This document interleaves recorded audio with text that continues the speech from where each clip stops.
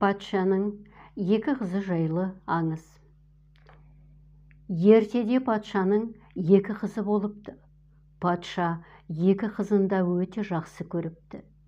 Қыздары не қаласа соны беріп, бетінен қақпай өсіреді. Бірақ өсе келе қыздарының мінезі өзгере бастапты. Үлкен қызы үнемі мұңайып құлазып, ал кіші қызы жадырап жарқырап күліп жүреді екен. Патша бірде Лұқпан хакімді шақырып: «Хакім, менің екі қызым бар. Кіші қызым үнемі жадырап жүреді, ал үлкен қызым күлмейді.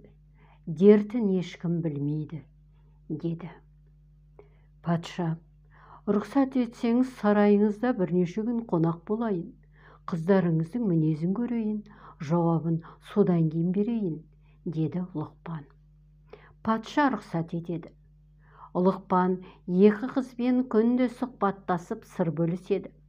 Байқаса, жайдары жүретін кіші қызы ұйықтар алдында үнемі тек жақсылықтар ойлайды екен.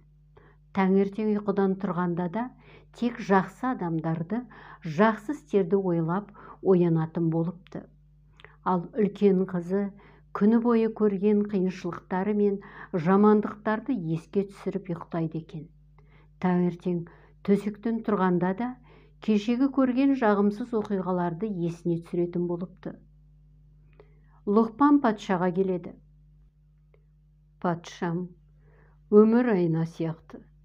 Адам айнадан өзін қалай көргісі келсе, айна оны да солай көрсетеді.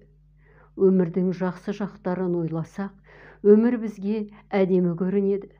Сіздің үлкен қызыңыз өмірінің тек жаман жақтарын ойлап жүреді. Сондықтан оның ойын жамандық билеп, ашу-ызаға тез бой алдырады. Қабағы ашылмайды. Бұдан былай ол жатар кезінде тек жақсы ой ойласын. Таңертең тұрғанда да жақсы тілекпен, жақсы ниетпен оянсын. Сонда көңілдің кірі тез кетеді», депті. Содан бастап үлкен қызы өзгеріп, тек жақсылықтар ойлап жүретін болыпты. Каналға лайк басып, тіркелулеріңізді сұраймын.